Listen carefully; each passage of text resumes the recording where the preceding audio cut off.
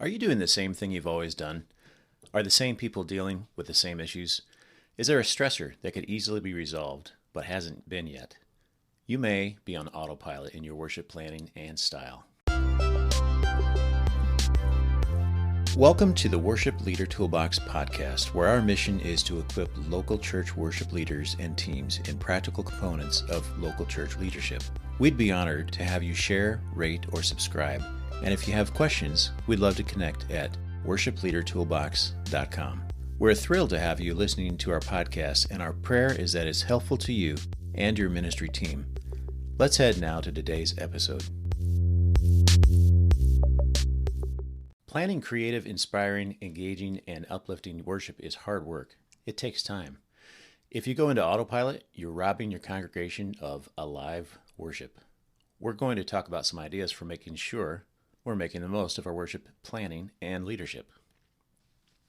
You may not recognize my voice here since this is the first time on the podcast, but my name is Dave Jahn, and I'm here with Tim Price as we continue to join you in your ministry through encouragement and ideas. Yeah, that's great, and I appreciate you, Dave, joining me here. It's great to have you be a part of these podcasts, and since this is the first one that you have been a part of, it might be cool to have you share a little bit so people get to know you. And so just a couple of quick questions. One, in what ways are you involved in music and worship? Well, for the last 2 years, we were at the Bridge in Alton on a monthly rotation and doing some other special things. And we had the opportunity to fill in at the Bridge in Glen Carbon, not associated, just happens to be a coincidence, and it gets confusing when we are making this transition. We were filling in a couple of times, and then we realized how much they were in need of people, of musicians and singers and things, and how much the Bridge in Alton had a plethora of people, and they're a really excellent program. So it was a tough decision, but we decided to offer our services, and we're now the full-time worship leaders at the Bridge in Glen Carbon. So one of these years when people say, talk about longevity in ministry, you can say, we've been at the Bridge for 7 years. Exactly. Well, and we have some community projects coming up between like several churches, including these two churches. So we are technically the bridge from bridge to bridge. So, oh, wow. Dad joke of the day. I like it, yeah. So tell us a little bit more about your life, just, family, just so everybody knows a little bit about you. Well, we've got a house full of kids, and they all love music as well. We're trying to teach them a few things about a few things. Jed has been playing bass for us for a little while. Judah is actually jumping on ukulele pretty well, and I think there's a place for ukulele in worship. It's definitely growing in popularity. It is. I mean, even on a larger scale, it's cool whenever you have one guy playing uke for a real laid-back song, and it kind of gives a different flavor. But there's a blend you can really get. It almost has a mandolin quality whenever you throw a ukulele in there. And Christian, we're not really sure about him, but he's been hitting a few things, so we might turn him into a drummer. Oh, that's cool. And then your wife sings with you too. She does, and in fact, she does most of the singing. We have a really good team dynamic of she has a lot of vision, and she chooses the songs and things, and I'm able to put them in the right key, make arrangements of them, make them unique, and I'll sing harmonies with her a lot. Although she did make me sing lead on the Matt Meyer. Or Matt Mayer. How do you everybody says it twice when they talk about it. Okay. The Leaning song. And because she likes to see a grown man cry. This is some background information about me. Maybe we'll cut this out. But I am extremely emotional when it comes to doing music. I'm moved, and I cannot help it. And so it worked well the first Sunday. It did not work all that well the second Sunday, and I had to politely bow out and turn it over to her. But that's a fun fact about me. Yeah, I definitely wouldn't cut that out. Music is the most emotional thing. Okay. So that's why it's a thing. Well, I could ask you another question, say, how'd you get involved in the Worship Leader Toolbox podcast? But it basically happened because we were sitting around at family reunion type stuff since we're related, and we said, hey, it'd be great to do this. And so now we are. Oh, I do want to add one more thing. You said tell you about my life. Monday through Friday, I teach music online. I teach guitar, ukulele, bass, and also origami and Minecraft, and that's fun. But the exciting thing is I'm getting a lot more students on this. This is an atheist platform I work for. Well, secular, I should say secular. And for some reason, I keep getting these requests from these parents that say, "Hey, do you teach worship music?" I mean, it's not advertised Wow. on my teach profile at all. And now I've got one, two, three, four. So probably a good 20% of my students are there, and we're doing worship music on this secular platform, this secular teaching platform, and it's just wonderful. Wow. That's really cool. So we're getting into our topic here for this 78th episode, and we're talking about some issues of going into autopilot as a worship leader and planner. Yeah, and this word autopilot is interesting to me because I find myself saying it quite a bit. Just, with our group, they'll say, "Are we going to do this twice? Or are we going to do it 3 times?" And I'll have to sit there and really think hard if we are going to do it twice or 3 times, because I've been singing this song for a decade and a half or something, and it's just impossible to dissect it immediately. It's like muscle memory for me. And so I will say something like, "Well, I think we're going to do it twice, but if I go into autopilot and we do it 3 times, just follow me." And those are some, good band dynamics, and it's cool. And it just makes me think, though, that if, I'm kind of aware that if I don't write out or plan for a different intro or story or transition or ending to a song, then I definitely wind up reverting to what I've always done or said before. And I'm sure everybody is like that to some degree, which is why planning is important and why it takes some work to do it. And as I've mentioned in a previous post just recently, that there are times when worship leaders need to hit the gas pedal and other times that they need to coast for a while. And so it dawned on me that as we are recording this podcast episode, that some people might think that we have just said, "Hey, it's good to coast sometimes." And now we're saying, "Hey, don't go into autopilot." So on those times when you are in a season of just, coasting a bit, then maybe autopilot in some way is happening a little bit. It's okay for maybe a Sunday or two to focus on really doing simple stuff really well. So that's basically the gist of it. And before we get into this list here, but I guess one more word before we get to the suggestions is that there are some places in your ministry where you don't want to discount autopilot. It really can come in handy, like some of the habits you create to instill that you do certain things each day. You want to be praying and seeking God, reading His Word, tithing, physical disciplines, spiritual disciplines. That's a great place to get autopilot mindset working for you. But as far as the stage goes, then we want to try to stay fresh. That's good. So we're going to get to these ideas for making sure we don't get stuck on autopilot in a bad way. Here are some ideas for turning off autopilot. And the first one is write prayers. Yeah, this is one that can seem a little bit weird at first, but most often when worship leaders pray, they have kind of a formula. They kind of pray the same way about the same time. They intro people in the same way. They'll say the same phrase like, "Let's bow our heads," or "Let's go before the Lord." All those are great things, and we don't want to dissect this to the point that it becomes unnatural and non-authentic. But prayer is talking to God, and we can do that anytime, anywhere. Public prayer, aloud with the congregation, is praying on behalf of others. So when we write out prayers, at times it helps us better articulate our prayers on behalf of others. And so I don't know if you found that to be that way, but sometimes in Planning Center, we will put a prayer written out so that we can kind of pray that prayer as we flip through the songs. And it just makes it a little fresher and different, especially if there's a specific need to be prayed for as a community or a nation or something. So I think writing them out is a good idea because then everybody's on board with the same mindset of, oh, this is specifically what we're praying for today. And they may even add something if you have that kind of dynamic of somebody jumping in on the prayer. Yeah. And it makes it a little bit better for other people to feel comfortable praying. Often if you write out the prayer, you may not even really look at it, but the fact that you've written it kind of leads you in that direction of this is what we're praying for on behalf of others in the congregation. And if you're trying to include others in your worship team and not just the main person, then writing it out is a great way to do it. Nice. Well, let's move on to number 2, coach leaders. Yeah, so we're talking about trying to stay off autopilot. And so one of the questions you can ask, if you are the driver of the ministry, who is serving as a leader in your ministry, and how can you help take them to the next level? And so autopilot to this point for you might be that you're the one who always sings the songs or always does this or always does that.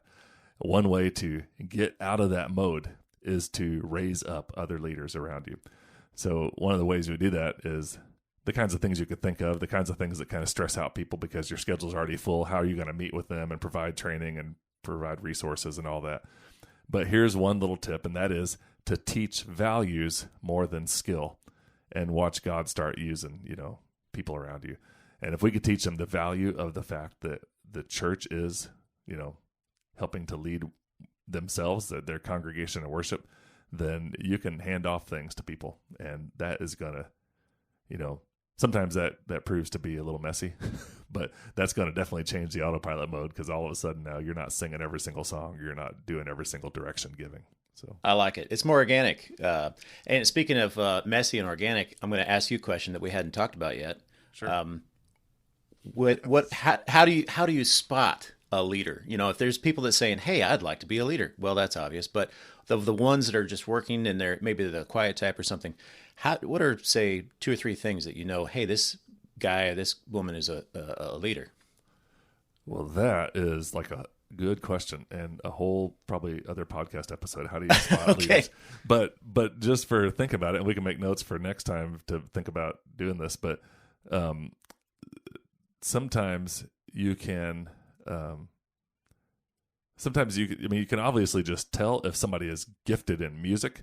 Then you help them to add things to their life that will allow them to be more effective.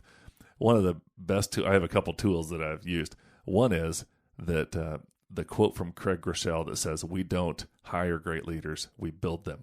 And so instead of just running around looking for somebody to show up and do the thing, you find people in your church and raise them up. The second thing that motivates me is that if somebody in our ministry was ever to leave the church, to move to another town, or to go off to college, or whatever the situation is, and they find another church, I want that church to be able to look at this person and say, "Wow, amazing. Where'd you come from? You are a leader." Like, that is a motivation for me to invite people to step into leadership. Sometimes I'll just take our song list, look at our team, and I'll just assign a name by a song, and see if that resonates with them or if they freak out.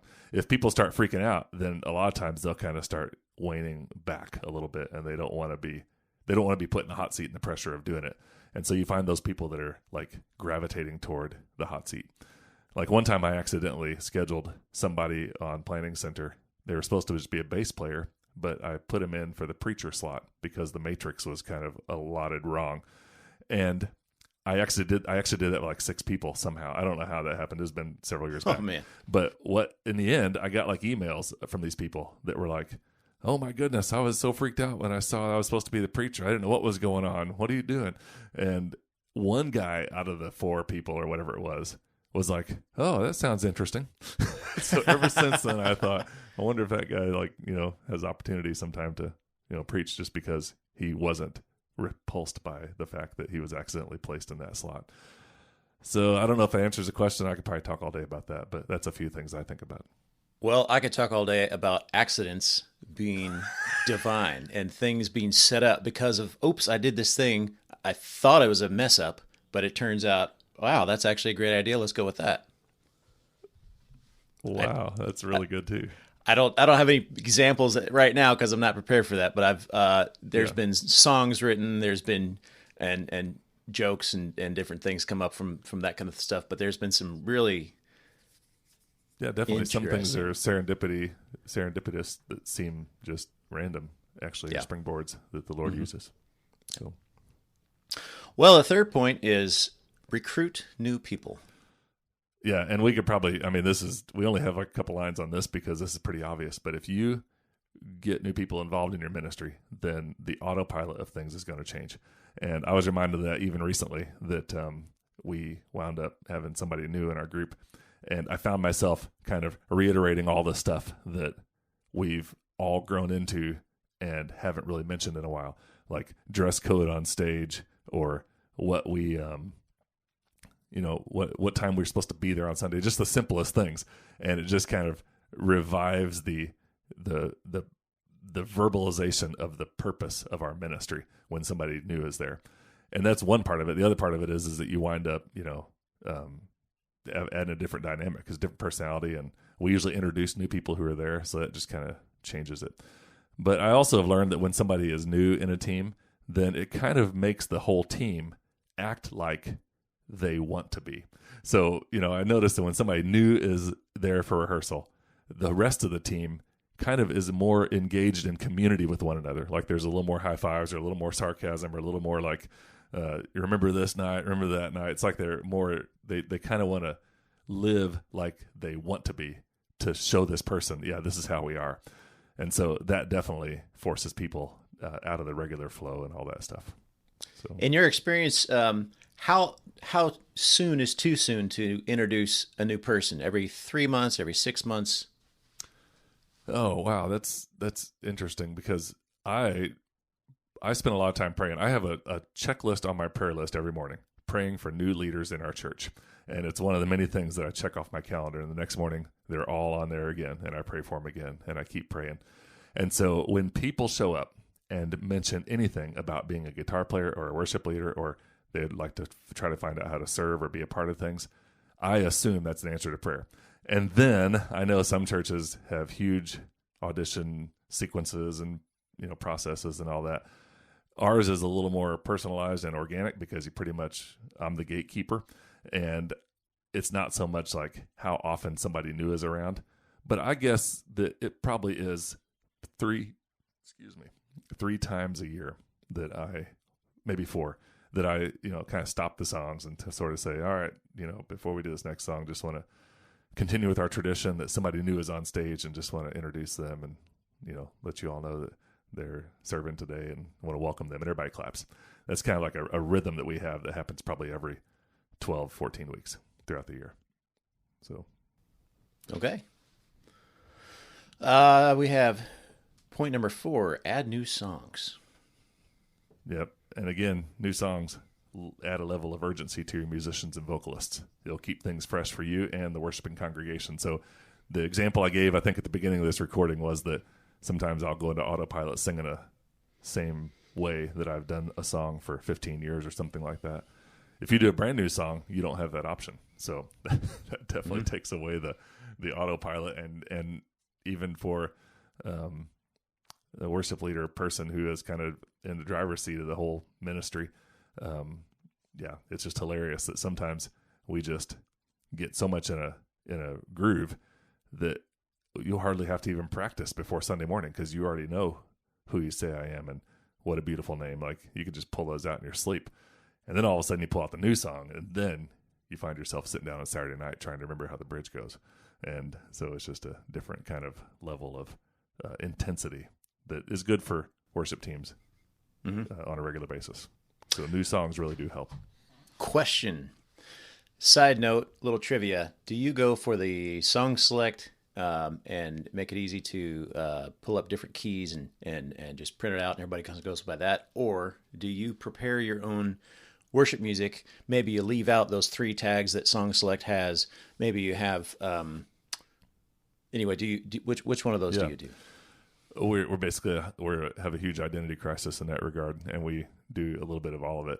So some songs have been in there forever, and they're already like totally marked up, and we already said skip that whole big long ending tag, and it's already X'd out, and everybody's used to that chart, and we just go with it. And sometimes it makes me laugh, because we have to stop during rehearsal and say, okay, don't forget, we're not doing this, we're not doing that, because the song select chart doesn't match up with the backing track or whatever other scenario is going on. So recently, and probably more so since we've started using backing tracks in the last few years, we have more songs that we have charted out ourselves, put into big font, so that when you change the keys, it's easy, and it's exactly the way the track goes. And that's really handy. Mm-hmm. So what do you think of the idea of simply putting verse 1 up the chorus, and then maybe the bridge, verse 2, something like that, without all the dynamics of go here, go here, go here, and just have it laid out, and then flowing in the spirit, as you will, and maybe the leader is going back to verse 1 because it's nice, or they're doing the chorus 2 times instead of 1 time, or what do you think of that kind of dynamic? Well, there's certain places where that works really well. And I've learned that when we're at like conferences or camps and we have a group that's played together for 5 years, then we can just about do anything. And the reason we can is because we are ultra prepared for these 9 songs. Like in the harvest ministry side of my life, we learn like 12 songs and we change the people every event. And the ministry of church side of my life, we have the same people and we change the song every event. And so if you're going to come across as more spirit-led and free-flowing, you actually need more pre-planning. You almost have to plan out the opportunities for the Spirit to lead in that way. If your people are tentative, you have to have a flow.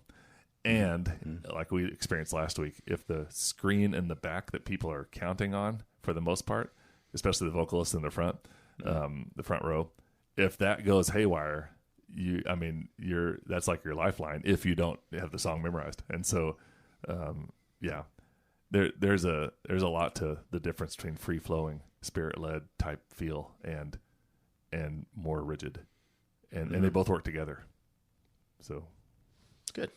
But as far as instrumentalists, I think just the basic flow might not be too bad.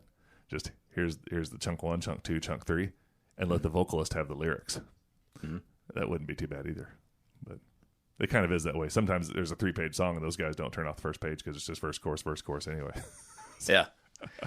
I like both ways too. We've pulled songs off a song select and then decided, oh, we don't want this tag or the outro or whatever, and so we cross it off. As long as everybody's there at practice or whatever, then they can cross that part off too.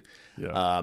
If we have it the other way of the more organic, I like to arrange everything myself because I like everything to be on one page. I like to be able to just fit it in and not have to flip a bunch of pages. The 2-column thing.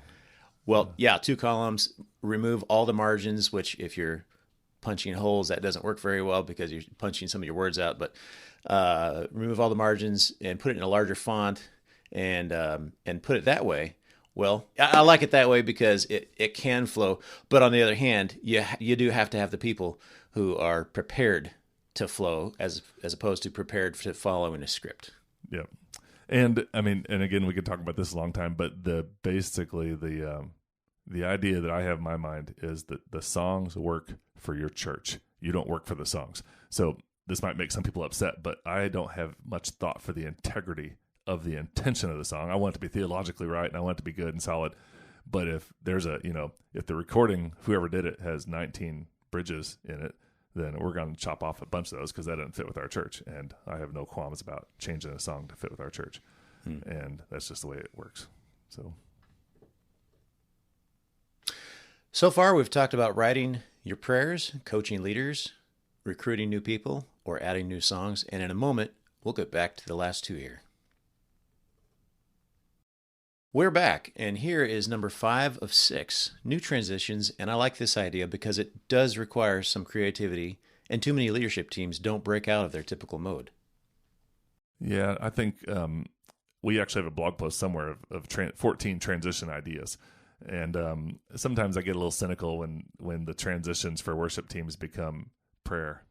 Like we're going to pray and then the team's going to magically disappear from the stage, and then we're going to pray again. They're going to appear back while you weren't noticing. So sometimes I get a little, that's a little goofy. Although you have to have some kind of transition. You got to get on there and get out there and all that type of stuff. But there are just a lot of ways to add transitions in, and that is part of what helps, part of planning this out is what helps people not just do the same ordinary transitions all the time.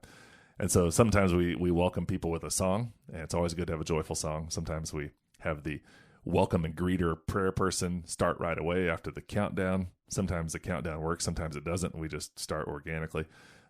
There's all kinds of ways to read in Scripture, offering all kinds of different ways that you can do that. And what if instead of just saying, "Good morning, church, let's stand together and sing," you said, "Hey, before we sing today, let's listen to this Scripture as we're called to worship." Some people always start with a scripture. What if you just said, "Oh, let's stand and sing"? Just kind of throw people off a little bit and throw yourself off a little bit so that you're not in autopilot of saying the same sentence at the start of worship every single time you get together. Now, this goes back to what I was saying earlier about accidents being a very good thing a lot of times. I've learned that accidents, actually, I've got this great story of accidents and a particular chord that a student was trying to play, and they played it wrong, but then that wrong chord was just an amazing sounding chord, and I wrote a whole song based around that chord because it was just great. But if you are used to reading the scripture and then you accidentally just say, oh, please stand, and you forgot the scripture, that might be one of those dynamics of you made this mistake, but hey, look how well it worked out just this Sunday. Yeah. So. And just that change on an ongoing basis is part of what keeps people from, there's a book that was called, actually I don't remember the title, but it was Dan and Chip Heath, and it was about making moments, creating moments. And it was a secular book about marketing and hospitality, but it so applies to worship that people's minds just get into a mode where they're not thinking anymore because this order of worship is so commonplace in their lives because they do it every week. But if you just change the script a little bit, then their mind has to scramble to think and try to reconcile what just happened here. We don't have the normal flow. What's going on? And so if that can change on a more regular basis, then people are more inspired. And the more inspiration there is from breaking the script, the more likely people are able to encounter Christ. You do make people uncomfortable because there is a group of people that like to have the same dynamic and format and exact amount of 53 minutes for the service or whatever. And you shake their foundations a little bit when you do that, and that's a good thing. Yeah, and then, I mean, there's a place for tradition and ritual too, but you can incorporate that while not just being in status quo. So that's the hard work of all this. It is. The balance there, because if you go to one side where it's completely mapped out, planned out, and it's the same every week, that's not good. But if it's completely random and nobody knows what's going on, that's not also very helpful either. No, that's true too. Well, number 6 is bring in students. Yep. Students are learners and learning. And if you're talking about getting a high school student or something involved in your ministry, then by nature, they can't be on autopilot because they haven't been doing it long enough. So there's just tons of great benefits for involving students in your church, and partly to help the future church and partly just to have a fresh perspective for your team members and your church in general. And we had this just 2 or 3 Sundays ago where 2 of our high school seniors led worship for the Sunday. And I'm just always reminded that there is so much grace and opportunity there. Like if you want a certain style of music to become more normal in your church, have the youth do it first, because then the people are like, oh yeah, that's the youth doing that. So they're totally with it.